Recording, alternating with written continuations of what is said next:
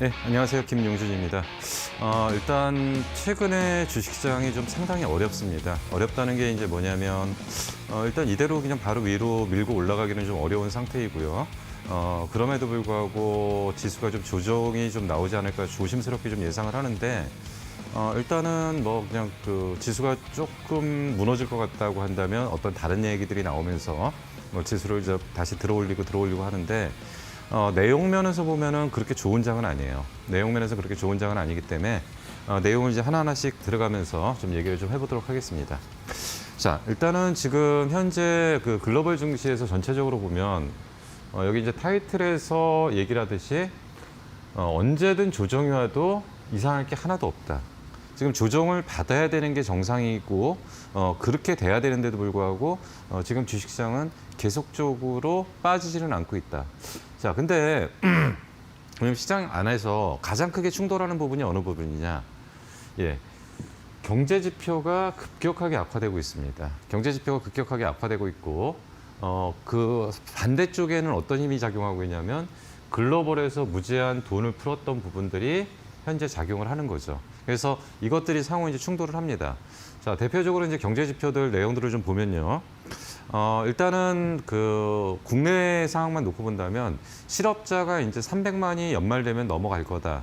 뭐 대표적으로 지금 현재 나타나는 게 뭐 쌍용차 같은 게 이제 1사분기에 그 회계법인에서 감사 의견 거절을 했다. 결국 쌍용차의 소생길은 없다라는 얘기가 지금 전문가들의 의견이고 뭐 당장 뭐 1차에 한해서 1차 그 1분기에 한해서 의견 거절이 됐기 때문에 거래 정지가 되는 건 아니지만 상당히 위험한 수위가 된다.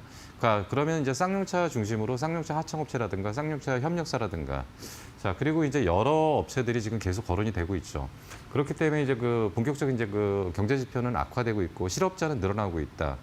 뭐 미국 같은 데도 좋을 건 없습니다. 지금 아직 그 경제 제재가 이제 해제가 된다고 하지만 사실은 6주 동안에 실업자가 거의 3,500만, 4천만에 육박하고 있는 숫자죠. 근데 그 연준의 한 의원이 그런 얘기를 했죠. 자, 우리 솔직하게 한번 얘기해 보자. 정말 이 장기 실업 사태를 단기간에 V자형 반등으로 돌릴 수 있냐? 그렇지 않지 않냐? 그렇기 때문에 경제 지표 악화가 되는 부분들을 인정할 수밖에 없지 않냐라는 얘기를 좀 하고 있습니다. 자, 거기다가 또 무슨 얘기가 지금 나오고 있냐면 대부분의 나라들이 실업급여가 지급되는 게 3월, 4월부터 실업급여가 본격적으로 지급되기 시작한 거죠. 자, 그럼 실업급여가 우리나라 같은 경우에도 6개월 정도 기준이고 그리고 다른 나라들도 실업급여가 지급되는 기한이 좀 정해져 있기 때문에 그렇다고 한다면 실업급여가 지급되지 않는 상태에서 과연 향후의 소비를 뭘로 끌고 갈 거냐. 제일 처음에 경제 지표가 악화된 거는 공급망이 붕괴되면서부터 나타났던 현상들인데 공급망이 붕괴됐던 현상들에서 지금 현재는 앞으로는 수요에 대한 근본적인 문제들까지 나타난다는 거죠. 근데 각국 정부에서는 무제한 돈을 어마어마하게 풀었습니다. 자, 그런데 역시 무제한 돈 풀기를 갖고 이 경제의 근본적인 문제를 해결하기는 어렵다라는 게 지금 현재 충돌하고 있는 부분이라는 거죠. 뭐 부정적으로 자꾸 보고 싶어서가 아니라 사실은 정말 경제 상황은 안 좋습니다. 다만 우리가 이제 IMF 때도 겪어봤지만은 실질적으로 주식시장은 먼저 충격을 오는데 그 다음에 경제 지표, 실물 경제로 도달하는 시간에는 어느 정도의 시간 오차가 있다는 거죠. 그래서 그런 부분들인데 그렇다고 해서 위로 확 치고 나갈 수는 없을 것 같아요. 그래서 당분간 좀 지루한 박스권이 좀 예상이 된다는 거죠. 자, 미국 역시도 지금 똑같습니다. 미국은 지금 경기 침체가 장기화될 거에 대한 지금 우려들이 좀 나타나고 있습니다. 경기 침체가 장기화될 거에 대한 우려가 결국은 아까 말씀드린 것처럼 실업에 대한 근본적인 문제를 해결을 못하고 미국 역시도 도산하는 기업들이 상당히 커질 거고 그리고 미국도 지금 무제한 돈 풀기 때문에 정크 펀드 수준까지의 어떤 그 국채 매입이 그러니까 채권 매입이 지금 진행되고 있는데 과연 이게 그 모럴 해저드를 유발시키는 것들이 아니냐라는 우려들도 상당히 많이 하고 있죠. 자, 거기다가 트럼프가 중국 대리기가 본격적으로 진행되고 있습니다. 뭐 이거는 트럼프의 이제 대선 전략인 것 같아서 이건 다음 부분에 좀 얘기를 하도록 하고요. 자, 이제 어제죠. 어제 이제 백신이 나왔다고 백신 때문에 미국 증시가 이제 900포인트 정도 올랐다고 얘기를 하는데 자, 백신이 중화항체라는 건 결국은 뭐냐면 그 어떤 특정한 바이러스, 그러니까 지금 얘기하는 건 코로나 바이러스, 코로나19 바이러스죠. 코로나 바이러스가 우리는 코로나19 바이러스라고 얘기를 하지만 뒷부분에서 그 부분을 다시 한번 설명할 게 있는데 정확한 명칭은 뭐냐면 사스 코로나2입니다. 코로나 바이러스는 4가지 종류가 있는데요. 2가지는 동물끼리 전염되는 거고요. 2가지는 사람끼리 전염되는 거죠. 근데 사람에서 사람으로 전염되는 거와 사람에서 동물까지 전염되는 거. 그래서 지금 현재 정확한 명칭은 사스 코로나2 바이러스죠. 그러니까 중화항체라는 건 사스 코로나2 바이러스. 그러니까 우리가 보통 얘기하는 코로나19 바이러스라는 거에 대한 그 바이러스를 정확하게 감염을 확대시키지 않고 그거를 바이러스를 활성화시키지 못하게 하는 그런 항체를 형성한다는 거죠. 보통 이제 비세포 항체 뭐 이런 얘기들을 하는데 그런 항체들이 형성되는 그런 부분들. 그래서 그런 것들에 대한 건데, 그러니까 이 백신이 45명인가의 그 실험을 통해서 모두가 중화항체가 형성됐다. 거의 100% 항체가 형성됐기 때문에 백신의 가능성이 상당히 많다. 그리고 또 이제 얘네들이 RNA 치료제죠. RNA 백신이죠. 정확하게 RNA의 플랫폼을 가지고 있다면, 그래서 이거에 대한 기대감이 나타나고 있는데 이제 불과 45명을 해봤습니다. 물론 굉장히 높은 그 중화항체 형성률이 됐기 때문에 긍정적으로 일단 볼 수가 있는데 이제 600명을 해야 되고요. 그리고 7월이나 8월 정도에 다시 세 번째로 해서 그것들이 효과가 있는 데까지 아무리 백신이 빨라봐야 그 연말 정도 내지는 내년 연초 정도가 되고 본격적으로 사람들한테 투입하는 거는 아마도 내년 2021년도 겨울 정도가 아마도 본격적으로 백신을 접촉할 수 있는 거죠. 근데 백신만 나왔다고 해서 되는 건 아니죠. 그래서 일단 이 부분은 뒷부분에 다시 얘기를 한번 해보고요. 자, 미국과 중국의 2차 무역 전쟁 우려가 지금 제기가 되고 있습니다. 트럼프 대선용이라고 얘기를 하는데 논리의 근거는 뭐냐면 이겁니다. 현재 미국이 전 세계에서 코로나에 대한 가장 피해를 많이 입은 나라 중에 하나가 미국이라고 볼 수가 있습니다. 자, 그러면 미국은 지금 코로나19 때문에 정신적, 경제적 모든 거에서 굉장한 국민들의 분노감이 지금 증폭되고 있는 거죠. 그래서 이 분노감을 어딘가에 타켓을 잡아서 그쪽에 그 화살을 보내야 되는 거죠. 그래서 트럼프는 그거를 그 중국으로 지금 현재 삼았고, 그래서 이게 그 대선용으로 진행을 해서 결국 대선에 승리하는 전략이다. 뭐 또 한 가지 정도가 있습니다.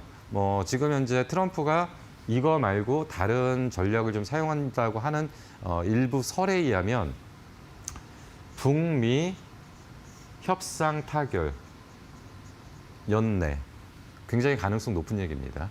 그래서 이게 트럼프 대선 전략이라는 얘기인 건데 하여튼 그렇기 때문에 미중 무역 분쟁 우려는 쉽게 사그라들 것 같지는 않다는 거죠. 그렇기 때문에 경제의 전반적인 상황들, 지금 가뜩이나 경기 상황들이 안 좋고 공급망이 붕괴된 상태에서 향후 소비 위축까지 나타나는 상황이 발생할 수 있는데 IT라는 전반적인 어떤 연결고리를 이용해서 그 미중 무역 분쟁의 기술 전쟁 아니면 어떤 그 영토 전쟁 이런 것들이 좀 진행되고 있는 거고 일단 시발타는 결국은 하웨이가 됐죠. 다시 하웨이 때리기가 본격적으로 진행되면서 하웨이가 지금 초긴장 모드에 지금 들어가고 있고요. 그리고 뭐 미국은 극단적인 상황에서는 중국과의 관계를 완전히 단절시키겠다. 또 한 가지는 뭐냐면 무슨 얘기까지 지금 하고 있냐면 1차 협의한 거, 1차 무역 협의를 합의한 거에 대해서 결국 이 부분까지도 파기할 수 있다. 이런 얘기가 지금 나오고 있는 거죠. 그래서 사실 이 부분은 앞으로 이제 계속적인 시장이 좀 악재로 좀 작용될 가능성이 있습니다. 자, 결국 글로벌 경기 전체의 침체 속도나 향후 진행 사항들은 앞으로 어떻게 될 거냐. 지금 V자형 반등이 나올 거다, W자가 나올 거다, U자형이 나올 거다, 아니면 나이키형 모형이 나올 거다 라는 여러 가지 얘기들이 있는데 그거를 결정하는 가장 큰 변수는 결국 이거라는 거죠. 진단기가 어떻게 될 거냐, 치료제가 어떻게 될 거냐, 백신이 어떻게 될 거냐. 이거에 대한 속도가 문제가 된다는 거죠. 자, 진단기 쪽. 진단은 거의 뭐 우리나라 쪽에서 이제 진행이 되기 때문에 이건 별 문제가 없습니다. 진단기 쪽은 아직은 이제 조금 공급 부족 현상들이 있기 때문에 일부 조금 시간이 되면 해결될 거라고 일단 보여지고, 자, 치료제죠. 치료제인데 우리가 이제 수많은 치료제를 들어봤어요. 뭐 렘데시비르, 클로로킨, 하이드록시 클로로킨, 뭐 최근에는 또 뭐 혈장 치료제, 기타 등등 굉장히 많은 치료제를 들어봤어요. 그러니까 그 얘기도 뒷부분에서 다시 앞으로 이제 치료제의 계속 그 방향들이 어떻게 될 건지 다시 한번 좀 정리를 할 필요가 있고요. 자, 백신 역시도 RNA 백신이기 때문에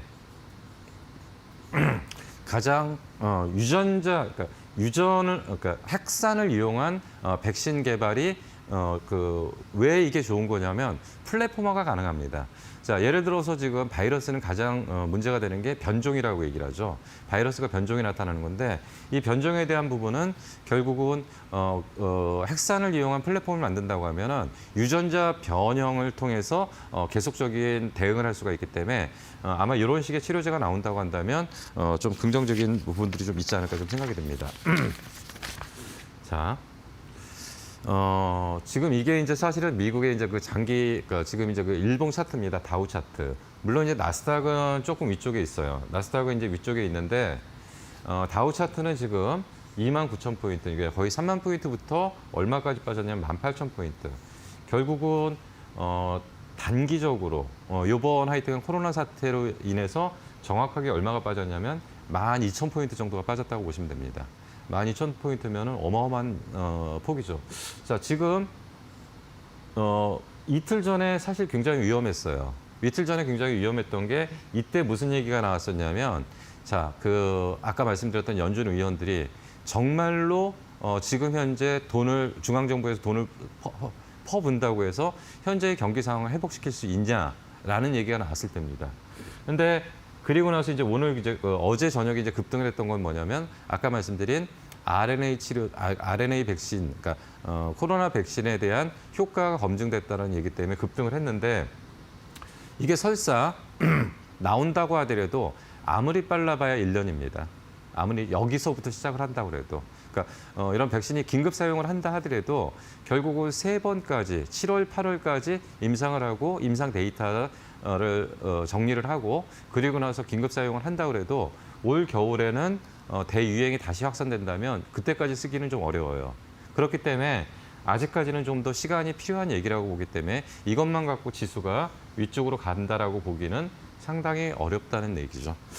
자, 그래서 일단은 그렇고, 자, 일단 국내 상황을 좀 점검하겠습니다. 국내 상황은 지금 모든 지금 지수나 지표 내용들 모든 게 코로나 이전으로 복귀했습니다. 그리고 추가적인 상승이 가능할 거냐 아닐 거냐에 대한 지금 논쟁들이 좀 활발히 진행되고 있어요. 과연 이 상황을 갖다가 모든 문제가 해결돼서 근본적으로 상승할 수 있는 흐름이냐 아니냐. 결국 우리나라도 똑같습니다. 우리나라도 현재 지수가 많이 못 빠지는 이유는 뭐냐면 유동성입니다. 유동성, 그러니까 주식을 사려고 하는 대기 자금이 있기 때문에 빠지면 들이밀고자 하는 거. 그래서 이제 최근에 나타났던 현상들이 몇 번 무너지려고 했었는데 계속적으로 장중에 확 무너지면 특히나 이제 아까 보여드렸던 미국이 이틀 동안 은봉을 떨어뜨리면서 급락을 했었을 때 그때 우리나라 증시는 어떻게 썼냐면 사실은 아침에 푹 빠졌다가 장중에 들어올리고 푹 빠졌다 장중에 들어올리고 이런 모습을 보였었죠. 근데 지금까지 주식시장을 끌고 왔던 건 뭐냐면 거래소가 아니라 코스닥이죠.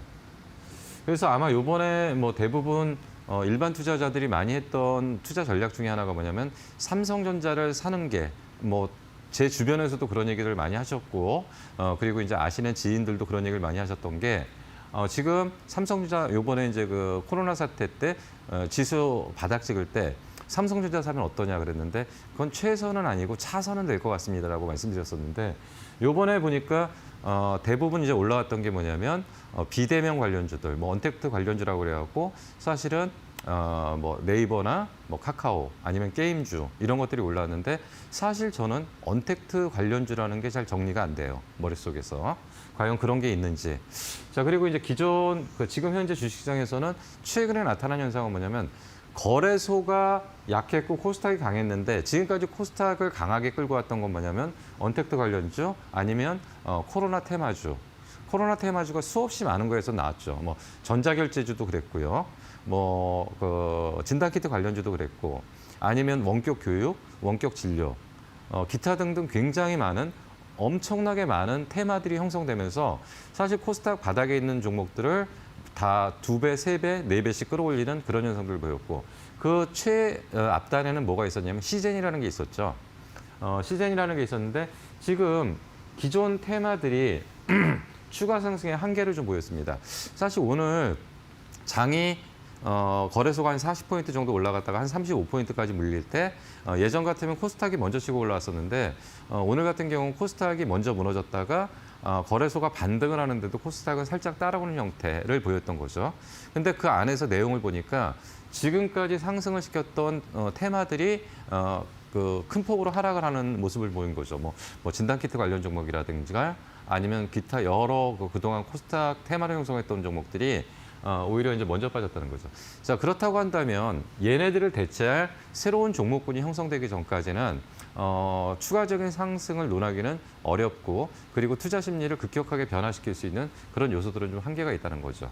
그러면서 국내에서도 경기 지표는 굉장히 악화돼 가고 있다. 뭐 이런 것들을 좀 생각하실 필요가 좀 있지 않은가 좀 생각이 듭니다. 자, 지금 현재 장세는 뭐 이런 얘기들 많이 하죠. 산무장세라고. 세 가지가 없다. 산무장세라고 하는 게 주도주가 없어요. 주도 섹터나 주도 테마. 보통 이제 우리가 이제 중소형주들을 그 주도주라고 얘기를 못 하죠. 주도주라는 거는 지수를 끌어올리고 전체의 지수의 방향을 결정할 수 있는 종목들을 주도주라고 얘기를 합니다. 근데 중소형주는 그런 힘을 갖고 있는 종목들이 없기 때문에 보통 주도 섹터라고 얘기를 하죠. 그러니까 주도 섹터라는 것은 시장을 움직일 수 있는 힘을 갖고 있고요. 상당히 연속성을 가지면서 주가의 상승폭이 상당히 크게 나타나는 현상들을 보일 때 주도 섹터라고 얘기를 많이 합니다. 요번에 대표적인 종목이 그런 영역으로 볼 수 있었던 게 진단키트 관련주들은 주도 섹터 영역에 포함됐었죠. 근데 지금 이제 그런 것들이 힘이 많이 약해졌고 걔네들이 이제 시장을 끌만한 힘은 지금 한계가 보이고 있다는 거죠. 기존 테마에 한계가 노출됐기 때문에.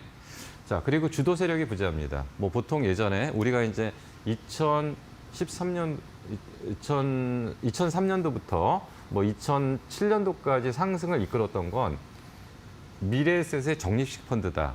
그래서 얘네들이 뭐 현대중공업, 현대중공업이나 아니면 OCI 뭐 이런 것들을 끌고 올라갔다. 그래서 그럴 때 주도 세력이 존재했다. 자, 근데 지금 주도 세력도 부재하고 뭐 동학개미라고 얘기를 하는데 원래 바닥에서는 동학개미가 아니었겠죠. 근데 지금은 동학개미가 맞겠죠.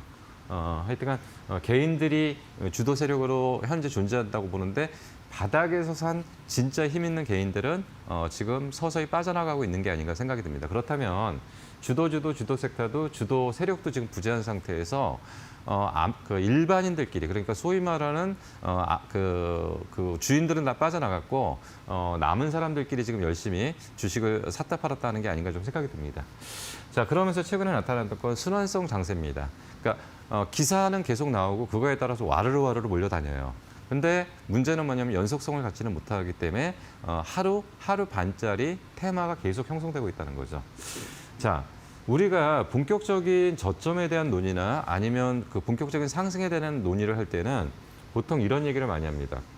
보통 우리가 이제 약세장에 들어가면 PBR이라는 얘기를 많이 해요.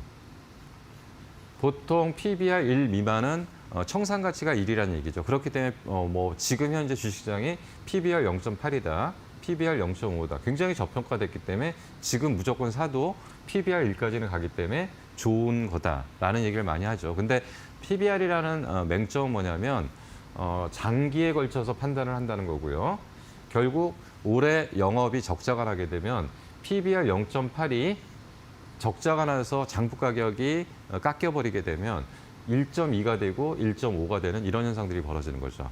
자, 그래서 보통 이제 저점을 논할 때는 퍼의 전망치라는 건 이제 1분기에 실적이 어떻게 나오고 2분기에 실적이 어떻게 나오고 3분기에 실적이 어떻게 나오고 자, 그래서 보통 이익 전망치들은 계속 지금 같은 불확실성에서는 이익 전망치가 하락을 합니다. 자, 1Q 1분기에 기업들 실적 괜찮게 나왔다고 했어요. 근데 가만히 생각해 보면 1분기라는 건 1, 2, 3이고요. 1월, 2월, 3월이고요. 사실 우리가 직접적인 영향권에 있었던 거는 중국 일부 업체죠. 여기에. 그렇기 때문에 당연히 유럽이나 미국 쪽에 수출 타격은 거의 없었다고 보시면 됩니다. 자, 본격적으로 미국 쪽과 유럽 쪽에 그 타격이 생긴 거는 3월 말 4월부터 시작된 거죠. 자, 그렇기 때문에 1분기의 실적 전망치는 예상보다 긍정적으로 나왔다고 하지만 2분기의 실적 전망치는 뭐 오늘 기사에도 잠깐 그 얘기 나왔지만 거의 뭐 상장 기업들, 중소상장 기업들은 이익 전망치가 반토막이 났다. 이런 얘기가 나오죠. 근데 2분기 이제 그 베터인데 애널리스트들이 이제 보고서 씁니다. 아마도 이 회사 2분기에는 뭐 매출 1,000억에 100억 할 거야 하는데 조금 지나니까 이제 그 실적 발표가 가까워지면 가까워질수록 이게 계속 내려가 버립니다. 1,000억은 못 할 것 같고 한 800억에 한 뭐 70억 정도 나올 것 같아. 근데 또 지나면은 이게 더 깎이는 거죠. 그래서 이익 전망치의 하락폭이 가장 깊어지는 시기가 2분기라고 보시면 됩니다. 2분기에는 이 이익 전망치를 함부로 낼 수가 없어요. 워낙 기업들의 상황들이 안 좋기 때문에.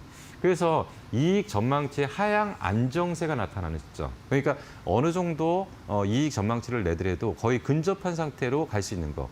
보통 이제 2분기에 실적을 낼 때는 거의 이제 마지막 순간에는 거의 맞아 떨어집니다. 그러니까 삼성전자의 이익 전망치를 낼 때 삼성전자가 이제 5월 15일 날 실적 발표를 한다. 그러면 5월 12일, 13일 정도 되면 거의 이제 유사한 상태까지 나오는 거죠. 그러니까 2분기는 이익 전망치의 하락폭이 굉장히 깊어질 수가 있고요. 전망치를 함부로 내기가 좀 어렵다는 거죠. 자, 그러면 아마도 3Q 정도는 돼야지 이익 전망치의 예상치와 실제치가 거의 근접하는 자리가 아니냐. 그렇다고 한다면 지수의 저점 가능성은 여기에 놓고 좀 봐야 될 거고요. 그리고 요번에 이제 그 좀 특이했던 거는 앞부분에서 이제 테마주 중심으로 움직였다라고 말씀드렸는데, 요번에 이제 1분기에 실적 잘 나온 기업들, 특히나 이제 특이적으로 좀 잘 나왔던 종목들, 그리고 1분기도 긍정적이고 2분기도 긍정적이고 3분기도 긍정적이었던 종목들에 대한 일부 종목들에 대한 반등은 좀 나왔어요. 특히나 IT 섹터 중에서 이제 반도체 쪽. 근데 아마 반도체 쪽은 언택트 관련한 쪽에 어떤 수급이 돌아서 그런 게 아닌가 좀 생각이 듭니다. 자, 그래서 어쨌든 국내 증시는 일단 코로나 이전 수급 기준으로 복귀를 했지만 추가 상승에 대해서는 회의적으로 보셔야 될 필요가 있고요. 그리고 지수가 많이 올라간다 쪽이 아니라 아니면 지수가 많이 올라간다는 쪽으로 좀 보시기보다는 지수는 제한적인 등락을 반복하지 않을까라고 좀 보는 쪽으로 하셔야 되고 전체적인 투자 전략은 경계감을 갖고 좀 대응을 하실 필요가 있습니다. 이게 계속 올라간다는 관점에서 장을 바라보게 되면 위험 관리를 할 수 있는 타이밍을 놓칩니다. 주식이 굉장히 민감한 것 같은데 한번 고점 찍고 내려오면은 다시 이 고점을 기다리기 때문에 여기가 안 오게 되면 사실 팔기가 어려워요. 그러면 전고점 오겠지 하고 기다리다가 그 매도 기회를 놓치는 경우는 상당히 많은데 일단 경계감을 기본적으로 갖고 대응하실 필요가 좀 있지 않은가 좀 생각이 들고요. 하반기 투자 전략. 전체적인 큰 그림을 먼저 그리셔야 돼요. 큰 그림을 그리시는데 최근에 유행하는 단어는 팬데믹이 아니고 엔데믹입니다. 무슨 얘기냐면 팬데믹은 대유행이고 엔데믹은 풍토병이죠. 해석을 하면. 자, 근데 이제 이 얘기의 그 얘기는 뭐냐면 상시 코로나 독감이 유행하는 그런 상태. 이런 걸 갖다가 이제 엔데믹이라고 얘기를 하고 최근에 이제 감염과 내과 아니면 이쪽의 전문가들이 계속적으로 얘기하는 게 엔데믹 가능성이 굉장히 크다. 그렇기 때문에 엔데믹에 대한 거를 조심을 하자. 그럼 우리 투자 전략은 두 쪽으로 나눠질 수밖에 없어요. 하반기에 엔데믹이 나오면 그럴 경우에 대한 전략과 그렇지 않을 경우에 대한 전략이 분류가 돼야 됩니다. 이게 무슨 차이냐고요? 하늘과 땅 차이입니다. 완전히 종목의 판이 바뀌는 거예요. 이렇게 되면은 코로나에 대한 전략으로 코로나에 관련된 쪽에 수혜를 입는 쪽으로 이제 포트폴리오를 구성을 해야 되고요. 그렇지 않을 경우에는 앞으로 좋아질 업황에 대한 포트폴리오를 다시 짜야 되기 때문에 굉장히 그림이 다른 겁니다. 그런데 지금 엔데믹 가능성이 계속 제기가 되기 때문에 우리는 두 가지에 대한 경우의 수를 다 놓고 준비를 좀 하셔야 될 필요가 좀 있지 않은가 좀 생각이 들어요. 자, 단기적으로 현재 시점에서 지수가 안 빠지기 때문에 버티십니다. 버티시는데 뭐냐면 종목이 벌어지면 안 돼요. 뭐 여기도 좋고 저기도 좋고 그래서 단기 매매한다고 이것도 좀 건들고 저것도 건들고 그런 식의 투자 전략은 지금 굉장히 위험한 전략입니다. 지금은 선택과 집중의 시기예요. 선택과 집중의 시기인데 선택과 집중이라는 건 무슨 얘기냐면 내가 자신 있는 종목에 대한 종목. 그러니까 정말로 핵심적으로 끌고 나갈 수 있는 종목 한두 개에 집중을 하는 수밖에 없어요. 그리고 모든 종목에 대한 참견을 하다가 보면은 잘못하다가 보면은 현금 비중 제로가 되고요. 위기 관리 안 되는 상태에서 언제든지 조심하라고 얘기했고 언제든지 경계감을 가지라고 했는데 갑자기 지수가 꺾이게 되면 또 다시 대응을 못 합니다. 그래서 선택과 집중을 하면서 내가 자신 있는 종목에 대한 투자 전략만 가져가시는 거고 조정에 대한 준비는 항상 하실 수밖에 없다는 거죠. 자, 그리고 조정이 온다면 얼마나 어느 정도 어느 폭으로 좀 올 거냐 이런 거에 대한 얘기를 좀 해야 되는 거죠. 아마도 이거를 결정하는 가장 큰 기준은 결국은 앞부분에서 말씀드렸던 경기의 침체 가능성이 어디까지나를 판단할 때 우리는 진단기, 치료제, 백신에 대한 흐름이 어떻게 되는지를 아셔야 되는 거죠. 그걸 모르시면은 언제 빠질 거냐, 얼마까지 빠질 거냐, 언제까지 끝날 거냐. 라는 얘기를 못 하는 거죠.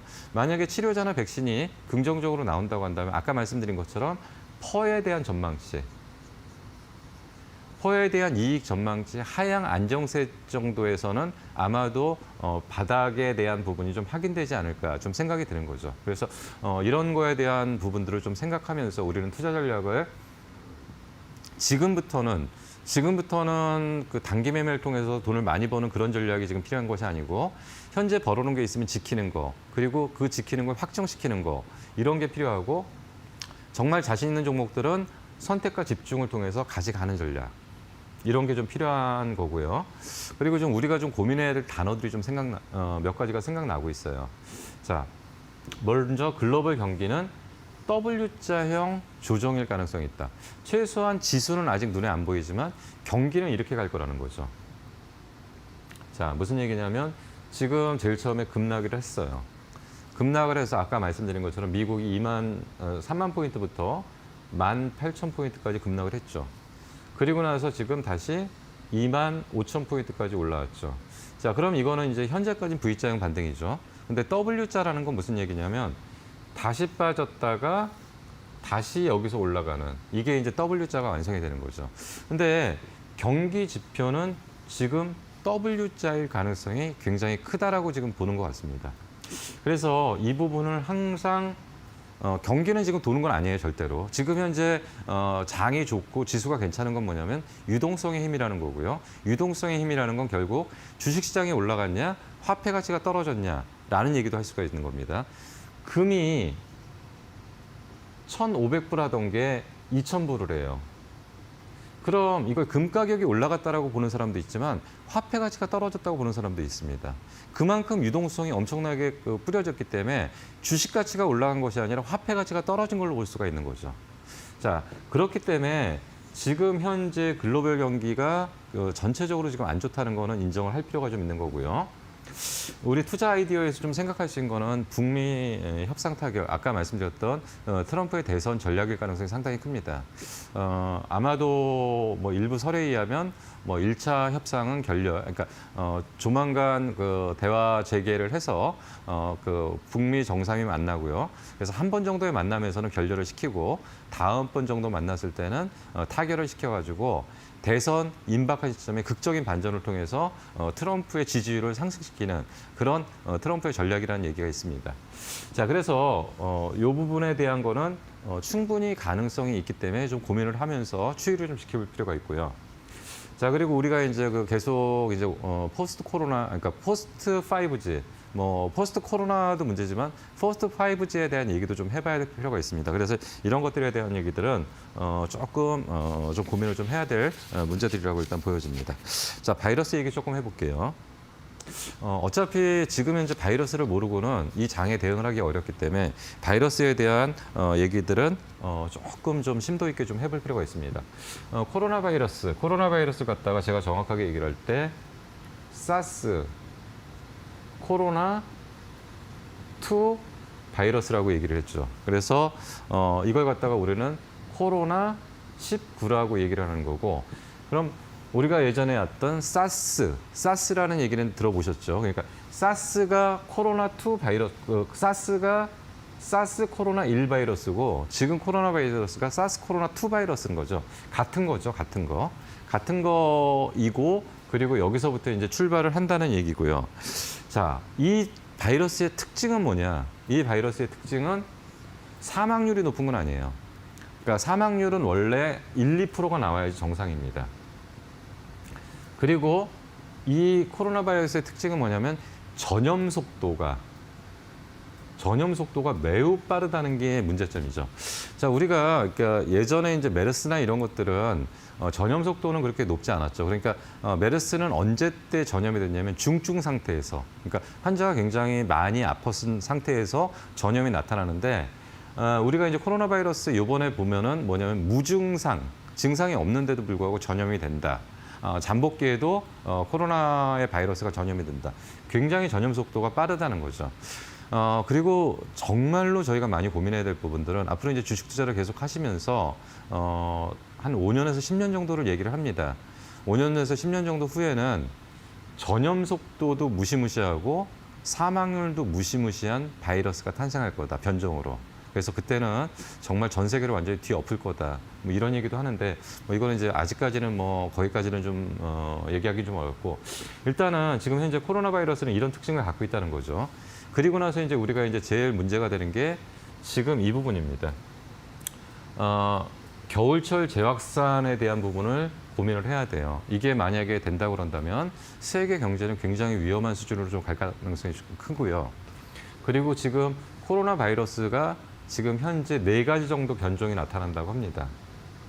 4가지 정도 변종이 좀 나타난다고 하는데, 지금 아직까지 코로나 바이러스에 대한 정확한 해석을 잘 못하는 게 뭐냐면 사이토카인 폭풍, 그리고 괴질. 사이토카인 폭풍은 이제 젊은 애들한테 나타나는 거고, 사이토카인 폭풍이라는 건 결국 그거죠. 그러니까 보통 이제 우리 몸에 바이러스가 들어오게 되면 이 바이러스를 퇴치하려는 면역 반응이 일어나는데, 면역 반응은 보통 T세포에서 B세포로 가는 거죠. 근데 T세포, 그러니까 T세포는 조력제 T세포하고 살생 T세포 2가지가 있는 건데, 살생 T세포는 가서 바로 항원을 때려버리는 거죠. 그러니까 바이러스를 직접 때리는 겁니다. 근데 이제 조력자 T세포는 뭐냐면 B세포를 활성화시키기 위해서, 그리고 B세포에 힘을 주기 위해서, 그러니까 면역 반응을 활발하게 시키기 위해서 그 사이토카인이라는 걸 전달을 하게 되는 겁니다. 그러니까 사이토카인이라는 걸 뿌려주게 되는데, 사이토카인이 지나치게 많이 뿌려지니까 면역 반응이 과다 반응을 하니까 다른 세포까지 공격하는 현상이라는 거죠. 그래서 이런 것들이 이제 폐렴이라는가 이런 걸로 나타나는 거고, 젊은 애들이 이제 이게 나타나면 좀 무서운 상황이라고 그러는데, 사실 이 부분도 잘 지금 해석을 못 하고 있어요. 근데 이제 여기다 이제 괴질까지 나타나는 부분, 특히나 이제 어린애들이 이제 괴질이 나타나면서 지금 이제 유럽에서는 뭐 영국에서도 한 100명 이상 보고가 되고 있고, 나머지 쪽에서도 굉장히 많이 보고가 되고 있다. 그래서 이런 부분들이 지금 변종과의 연관관계에 대한 해석이 잘 안 되는 게 아니냐, 이런 얘기를 좀 하고 있는데, 그런 부분들에 대한 것들이 이제 코로나 바이러스에 지금 나오고 있는 거죠. 자, 어쨌든 코로나 바이러스를 해결하는 방법은 진단기가 있고요. 백신이 있고요. 치료제가 있습니다. 근데 각각 역할이 달라요. 진단기가 필요한 건 뭐냐면 빨리 격리를 시켜야 돼요. 확산이 빨리빨리 되기 때문에 이걸 격리시켜서 분리를 해내는 작업들을 하는 거죠. 감염자인과 감염자가 아닌 거. 그래서 이거의 역할이 진단기고, 진단기는 그 이상 할 수 있는 게 없어요. 근데 치료제, 백신 같은 경우는 혹시 걸릴지 모르기 때문에 미리 백신을 맞으면 항체를 만들어내는 거죠. 항체인데 아까 말씀드린 것처럼 백신의 최고 효과는 뭐냐면 중화항체가 형성되느냐. 그러니까 코로나19 바이러스에 정확하게 맞는 중화항체가 형성되느냐. 이게 이제 핵심인 거고요. 그래서 어쨌든 지금 RNA 치료제가 가장 유력하다는 얘기죠. RNA 치료제는 왜냐하면 이게 이제 그 코로나 바이러스 자체가 RNA 바이러스인 것도 있지만 결국은 이제 RNA는 단백질 생성 자체를 차단시키는 거죠. 그렇기 때문에 RNA 치료제가 조금 더 DNA보다는 효과적이지 않겠냐. 그러나 어쨌든 백신은 핵산 단계에서 나와야 된다는 거죠. DNA나 RNA 단계에서. 자, 치료제는 뭐냐면 감염된 사람을 치료하는 거죠. 그러니까 굉장히 많은 얘기들이 있습니다. 뭐 렘데시비르, 클로로킨, 하이드록시 클로로킨, 그리고 최근에는 또 뭐 그 혈장 치료제, 그리고 나타모스타트, 결국 이제 췌장암 치료제까지 나오고 그러는데, 자 가만히 듣다 보면은 모든 치료약이 다 될 것 같아요. 근데 어차피 현재 봤을 때는 항원과 항체의 싸움이고요. 항원과 항체에서 바이러스 치료제, 특히나 그러니까 바이러스는 70% 정도가 유사하다고 합니다. 그래서 보통 이제 우리가 인플루엔자라고 얘기하는데, 인플루엔자는 H와 N이라고 얘기를 하죠. H 몇 개, N 몇 개. 그래서 두 개를 곱하니까 198개가 나온다. 그래서 인플루엔자의 변종은 198개다. 라는 얘기하는데, 결국은 우리가 이제 그 3가 백신이나 4가 백신을 맞는 거는 결국 뭐냐면, 백신을 맞을 때는 이 중에 어느 정도를 이제 항체를 형성하게 되면 웬만큼은 커버가 된다는 거죠. 그리고 사실은 감기 같은 것도 사망자가 많이 나타나지만 그렇게 이제 그 치사율이 높지는 않기 때문에 이렇게 문제가 안 된다. 자, 그래서 어쨌든 이 치료제를 이게 맞다 저게 맞다 굉장히 얘기가 많은데, 아직까지 지금 치료제를 뭐라고 얘기를 하긴 좀 어렵습니다. 자, 그리고 우리가 이제 진단기 쪽에서 조금 아셔야 될 게 이 부분이에요. 지금 우리가 제가 제일 처음에 진단기를 얘기할 때는 RT-PCR은 이제 그 유전자를 증폭하는 방법이라고 그랬고, 지금 대부분 우리가 이제 진단기를 알게는 RT-PCR 방식이라고 보면 되고, 그리고 진단기 업체들이 주가가 많이 뜬 애들은 RT-PCR 방식이에요.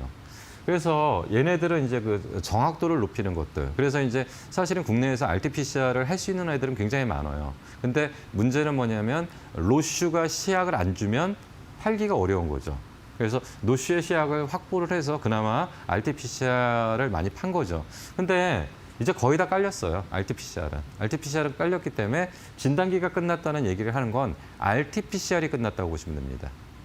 근데 라피도라는 게 이제 그 신속성. 그래서 보통 이제 우리가 항체 진단기도 이제 신속한 진단기라고 하는 건데, 자, 이게 왜 필요하냐면 지금 이제 그 중국에서 시작해서 한국을 거쳐서 유럽, 미국, 최근에는 러시아, 브라질, 이제 북미로 넘어가는 단계죠. 자, 근데 우선 웬만큼 검진을 했지만 혹시나 모르기 때문에 앞으로는 병원 단계에서 검사를 하는 것이 아니라 내가 내 몸이 이상하면 약국에 깔린 거 갖고 바로 체크를 해봐야 되는 거죠. 이게 이제 깔리기 시작하는 단계입니다. 각국에서 지금 정신이 없어서 라피도 방식을 아직은 좀 못 깔았어요. 근데 이제 깔기 시작하는 겁니다. 그래서 최근에 진단기기 업체들 현황을 좀 점검을 해보니까 이 방식, 그러니까 신속 진단기가 지금 급속하게 지금 깔리려고 주문이 지금 폭주하고 있답니다. 근데 이걸 지금 대응을 해주면 이쪽은 아마 진단기 쪽에서 새로운 영역이 될 거예요. 그리고 치료제 쪽, 백신 쪽 진행 상황들을 계속 좀 체크를 할 거고요. 자, 국내 업체들 준비 상황하고 대응 가능 영역. 국내 업체들 진단기 쪽은 웬만큼 RT-PCR 방식은 웬만큼 진행을 했고요. 국내 기업에서 신속 진단기 쪽으로 접근하는 업체들은 아마도 이제 시작이기 때문에 주가의 상승 여력은 아직 충분히 남아있다고 일단 볼 수가 있고요. 그리고 이제 치료제는 지금 이제 국내 업체들이 치료제를 식약처에서 승인을 받았음에도 불구하고 주가가 못 가요. 왜냐하면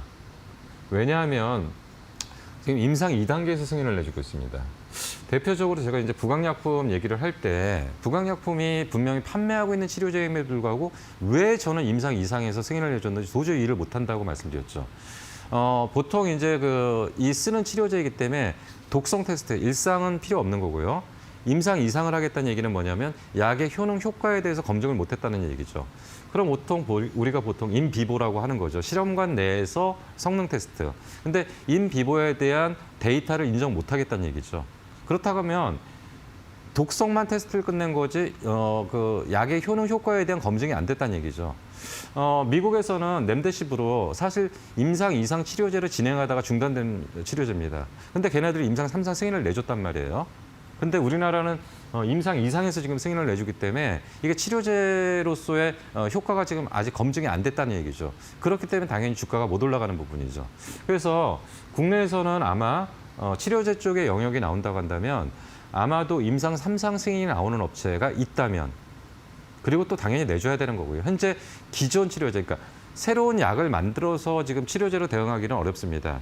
그렇기 때문에 향후에는 국내에서는 어떻게 해줘야 되냐면 치료 효과가 검증이 되는 임상 3상 단계에서의 효과가 있는 걸 검증을 해줘야 되는 거고요. 그리고 이제 백신 같은 경우는 국내에서 제넥신 같은 데가 이제 DNA 백신, 예, DNA 백신에 대한 그 협력체를 만들어서 지금 준비를 좀 하고 있죠. 자, 그래서 이런 부분들을 좀 얘기를 좀 해봐야 될 것 같고요. 예. 자. 그래서 그 진단기 쪽이나 그 국내 업체들의 그 코로나 바이러스에 대한 부분들은 아까 말씀드린 진단기 쪽에서는 신속 진단기, 그리고 이제부터는 치료제에 대해서는 임상 3상이 승인 나오는데, 그리고 백신에 대해서는 아마도 그 제넥신 쪽에 대한 부분을 조금 좀 보실 필요가 좀 있지 않은가 좀 생각이 듭니다. 자, 그리고 이제 최근에 나온 얘기를 좀 해보면요. 언택트 그러는데 대체 뭐가 언택트인지 모르겠습니다. 언택트는 말만 갖다 붙이면 언택트고요. 제가 예전에 IoT, 그러니까 사물인터넷 할 때 그런 얘기를 많이 했죠. 대체 사물인터넷 아닌 기업이 어디 있습니까? 대한민국에서 언택트 관련 종목 아닌 게 어디 있습니까? IoT 때 보면은 사물인터넷 하려고 그러면 통신이 돼야 되죠. 그리고 아파트에 홈 네트워크 들어가려고 그러면 건설회사도 IoT 관련주예요. 그리고 통신회사도 과잉의 IoT 관련주고요. 가전업체도 IoT 관련주고요. 반도체도 IoT 관련주고요. 그럼 반도체 많이 팔려고 그러면 반도체 장비 들어가야 되고요. 모든 게 그 IoT 아닌 종목이 없었던 거죠. 그 당시에는. 지금도 언택트도 좀 비슷합니다. 비대면 그러는데 이거에 대한 수혜 종목을 찾는 게 아니라 어찌 보면 투기판이 되는 거죠. 그래서 언택트에 대한 부분은 조금 좀 조심하셔야 될 필요가 있지 않은가 생각이 들고, 그리고 뭐 최근에 언택트라고 올렸던 종목들 많이 빼는 거죠. 자, 그리고 2차 전지 최근에 여러 가지 좋습니다. 근데 이제 이거 좀 점검을 해봐야 되는 내용이요. 이재용 부회장과 정의선의 만남, 그리고 무슨 얘기를 하냐면 전고체 배터리를 합니다. 자, 전고체 배터리라는 거는 그 배터리가 이제 그 4대 물질로 구성됐다고 그랬죠. 양극, 음극, 전해질, 분리막. 자, 현재 액체 상태로 들어가는 건 전해질만 들어갑니다. 자, 근데 이 전고체가 왜 필요하냐면 지금 우리가 이제 배터리 발화 사건, 그러니까 배터리가 불이 난다든지 이런 얘기를 많이 하는데, 배터리 발화 사건이 나는데 상당 부분이 양극과 음극에 쇼트가 나가지고 그런다는 얘기를 하는 거죠. 그래서 이 부분을 막아주는 게 이걸 고체화시킨다 얘기를 하는데 기술적인 내용도 조금만 점검을 해보면, 자, 삼성에서 전고체를 만든다고 하는데 일단은 뭐냐면 양극, 그리고 음극은, 그러니까 음극에서 얘네들이 지금 사용하는, 요번에 이제 논문에서 나온 얘기는 음극에서는 뭐를 하겠다고 하냐면 보통 이제 음극은 기본적으로 탄소 기반이죠. 그래서 탄소 기반이기 때문에 천연 흑연 아니면은 인조 흑연. 그래서 3000도씨 열을 가하지 않느냐. 그래서 이제 흑연을 만든다고 얘기를 하는데, 이번에 나왔던 삼성의 그 전고체 얘기는 뭐냐면 이 흑연, 그러니까 음극재를 갖다가 리튬 메탈로 가겠다는 얘기죠. 흑연도 아니고 상당히 기술적으로 앞서 있는 얘기고 상당히 먼 얘기입니다. 리튬 메탈이라는 얘기는 리튬 메탈로 갈 수 있으려면 결국 음극재 업체들이 리튬 메탈을 만들어야 되는 거죠. 사실 전해질을 고체화시키는 것도 그 합성 기술이 굉장히 어려운 기술인데 이게 지금 완성이 됐는지에 대한 의문도 좀 남아 있는 상태이고요. 그리고 여기다가 이제 음극재가 리튬 메탈로 가겠다고 하고, 리튬 메탈의 덴틀라이트 현상을 갖다 해소하는 거, 그러니까 그 리튬 메탈에 대한 돌출 현상들, 그러니까 메탈이 돌출되는 현상들을 막기 위해서 얘네들이 지금 뭐를 한다고 얘기를 했냐면 결국 리튬 메탈로 없애서 이걸 갖다가 탄소 나노 카본 복합체라는 걸 가지고서 이 음극재 역할을 하겠다. 그러면서 이제 전고체 배터리 때문에 만났다. 글쎄요. 이게 과연 가능한 얘기일지 모르겠습니다. 그래서 모 신문 기자 중에 상당히 이쪽에 이제 전문 지식을 갖고 있는 애들은, 아니면 이쪽의 전문가들은 한마디로 요약해서 뭐라고 하냐면 택도 없는 소리라는 얘기죠. 지금 현재 전고체 배터리는. 자, 삼성이 만약에 갈 수 있다면 아마도 그 삼성이 오래전부터 얘기를 했던 그래핀 배터리라는 게 있습니다. 그래핀 배터리가 그래핀을 볼로 만들어가지고 이걸 이제 배터리로 만드는 건데 그래핀 배터리는 하반기 정도에는 스마트폰 정도의 플래그십 모델에 일부 적용해 볼 가능성은 있지 않을까라는 만약에 이런 얘기를 한다면 좀 얘기가 되겠죠. 근데 아마 현대차에서도 가야 될 앞으로 2023년도까지의 전기차 확대 방향 그리고 배터리에 대한 수요를 그러니까 배터리에 대한 공급을 안정적으로 하기 위한 여러 가지 그리고 사실 이제 그러니까 삼성의 그러니까 현대차에 한 번도 지금 삼성 SDI의 제품 배터리가 납품된 적이 없는데 서로 납품할 수 있다는 거 이런 거에 대한 부분들의 논의가 좀 진행된 게 아니냐라는 쪽에서의 해석하는 정도가 맞지 지금 당장 2차 전지 업체에서 어떤 큰 변화 전고체가 돼갖고 그럼 전고체가 되면은 전해질 업체들은 주가가 빠져야 되고 그리고 음극재에 대한 부분에 뭐 이게 교체가 된다면 여러 가지 문제가 되는 거죠. 그래서 이런 부분들까지 얘기를 한다면 좀 여러 가지 앞뒤와 문맥이 좀 안 맞는 거죠. 자, 그리고 우리가 좀 고민해야 될 거. 이제부터 이제 투자에 대한 방향을 좀 고민해야 될 것들은 이제 이런 부분들이 있다는 거죠. 자, 먼저, 지금 2020년 7월부터 자율주행 레벨 3을 적용하겠다는 얘기죠. 자, 보통 이제 레벨이 0부터 해서 5까지 정도가 이제 뭐 미국 무슨 학회에서의 그 어떤 분류 기준에 따라서 최근에는 어느 쪽의 얘기를 그 방향으로 가는 게 이제 정석이라고 얘기를 하는데 일단 현재 자율주행은 레벨 2냐 아니면 테슬라가 레벨 3이냐 레벨 2냐 이런 논쟁들이 좀 많은 거죠. 근데 레벨 3에 적용을 하겠다라는 건데 이건 모든 차에 대해서 적용을 하겠다는 얘기가 아닙니다. 모든 차에 적용을 하려고 그러면 상당히 해결해야 될 부분이 많아요. 기술적인 부분도 그렇고요. 보험에 대한 부분. 만약에 사고가 나면 책임이 운전자한테 있는지 자동차 회사에 있는지 아니면 도로공사에 있는지 도로를 잘못 갈아서 그런지 아니면 그 외부의 어떤 주변 여건에 따라서 문제가 생기는지 굉장히 복잡하죠. 그렇기 때문에 현재 자율주행 레벨 3의 의미는 뭐냐면 고속도로에서 주행하는 걸 기준으로 하는 겁니다. 그리고 보험에 대한 뭐 사회적인 합의 이런 부분들도 상당히 많이 해결해야 돼요. 근데 우리가 이제 여기서 이제 투자 아이디어를 좀 얻을 거는 레벨 3 적용부터 들어가는 부품들. 자, 대표적으로 이제 제가 그런 얘기를 많이 하는데 반도체 같은 경우는 일반 반도체와 자동차용 반도체는 다르다. 자동차는 보통 전압이라는가 이런 것들이 굉장히 높죠. 그러니까 가정용이라는 건 220V 이런 거 정도로 가는데 그 자동차 같은 경우 보통 1200V로 가는 거죠. 그렇기 때문에 기존 반도체로서는 반도체의 성능, 그러니까 굉장히 악화되는 조건에 가는 거죠. 악화되는 조건에 가기 때문에 결국은 고압 그리고 높은 온도 그리고 이런 것들을 견뎌낼 수 있으면 기존 반도체로는 안 된다는 거죠. 그래서 전장용 반도체로 해서 보통 전력 반도체라는 얘기를 하는 거죠. 자, 레벨 3부터는 전력 반도체가 본격적으로 적용될 수 있냐? 물론 지금도 적용되고 있지만 확대되고 있냐? 그리고 조금 더 이쪽에 이제 부품을 납품할 수 있는 업체들이 있냐? 이런 것들에 대한 투자 아이디어를 찾아서 여기서 어떤 방향을 좀 잡을 필요가 좀 있지 않은가 좀 생각이 들고요. 2020년 8월부터 첨단 재생법 작년에 통과했죠. 그리고 그 유예 기간을 뒀다가 이제 첨단 재생법이 본격적으로 이제 시작되는데 자, 여기서 가장 수혜를 입는 쪽이 유전공학 쪽이냐 아니면 줄기세포 쪽이냐. 제가 볼 때는 이제 줄기세포의 배양법을 좀 고쳐야 돼요. 유전자 조작을 통해서 사실 이론적으로 보면 유전자의 조작, 그러니까 DNA에서 RNA로 가고 RNA에서 단백질로 가는 이동 경로로 이해하고 유전자 명령만 정확하게 주면은 세포 배양은 모든 게 다 가능한 거죠. 이론적으로는. 그래서 유전자 조작을 통해서 줄기세포 조작을 통해서 우리가 도저히 완치가 안 되는 여러 가지 조직들을 재생하는 것들. 이런 것들의 방법이 나온다고 한다면 이건 많은 수혜를 입을 수 있는 쪽이 될 거고요. 그리고 이제 포스트 5G. 포스트 5G는 현재 네트워크 구축은 물론 이제 완전히 안 됐지만 3.5GHz만 됐지만 28GHz 쪽도 지금 기지국 장비가 들어가는데 이제 여기는 투자처가 아니라는 거죠. 자, 그럼 보통 이제 보통 네트워크를 구축하면서 모두 나타났던 여지껏의 현상들 3G, 4G 다 공통점은 뭐냐면 네트워크 구축하고 단 다음에는 기기 안에 변화가 나타나는 쪽에서 수혜가 나타난다는 거죠. 디바이스 안의 변화들이.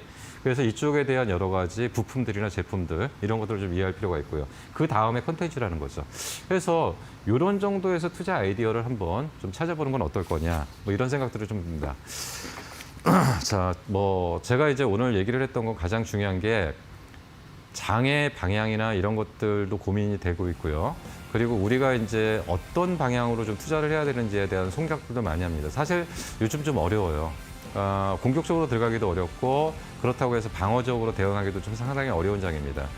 그럼에도 불구하고 우리가 장기적인 어떤 투자 플랜을 갖지 않으면은 현상에서 굉장히 많이 흔들리지 않을까 생각이 됩니다. 그래서 그런 거에 대한 투자 아이디어를 좀 생각해보는 시간으로 오늘 방송을 진행했습니다. 자, 저는 다음 주에 조금 더 정리된 내용을 가지고 다시 한번 찾아뵙도록 하겠습니다. 예, 감사합니다.